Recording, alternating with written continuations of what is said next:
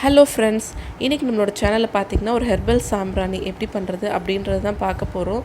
So இப்போ வந்து இந்த கொரோனா வைரஸ் அதெல்லாம் ரொம்பவே ஸ்ப்ரெட் ஆகுது அப்படின்னு சொல்கிறாங்க.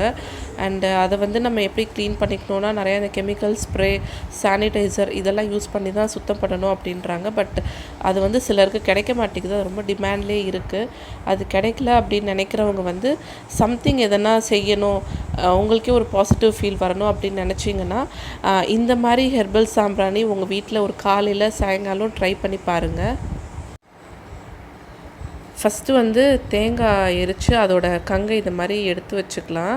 இது வந்து பொதுவாக சாம்பிராணிக்கெலாம் யூஸ் பண்ணுவோம்ல, அதே ப்ராசஸ் தான். இதில் அடுத்ததாக பார்த்தோன்னா வேப்பிலை காய வச்சு நான் வீட்டில் வச்சுருக்கேன். இது எப்போவுமே நான் வச்சுருப்பேன் வீட்டில். ஸோ அதை வந்து கொஞ்சம் இந்த அளவுக்கு போட்டுக்கலாம்.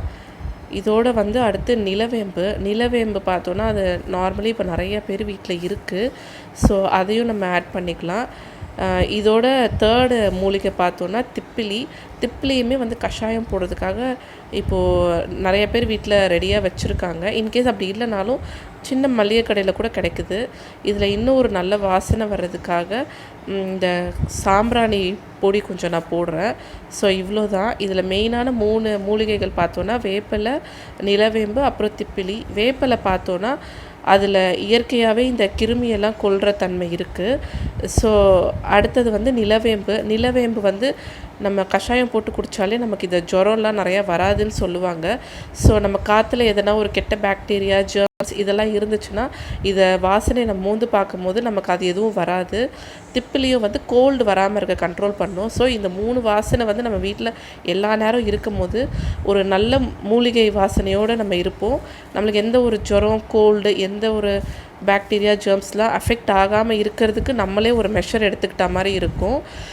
ஸோ இது வந்து நம்ம யூஸ் பண்ணுறதுனால எதுவும் வராதுன்னு கண்டிப்பாக சொல்ல முடியாது. பட் வர்றதை வந்து நமக்கு தெரிஞ்ச வரைக்கும் நம்ம கண்ட்ரோல் பண்ணிக்கலாம். ஸோ இவ்வளோ தான் இதோடைய ப்ராசஸ். இந்த சாம்பிராணி வந்து நம்ம டெய்லி யூஸ் பண்ணுறதுனால நமக்கே ஒரு பாசிட்டிவ் ஃபீல் வரும். அதாவது நம்மளுக்கு எந்த ஒரு நோயும் வராது, எந்த ஒரு பாக்டீரியா, ஜெர்ம்ஸ்லாம் நம்மளை அஃபெக்ட் பண்ணாது அப்படின்ற ஒரு கான்ஃபிடென்ஸ் வரும்.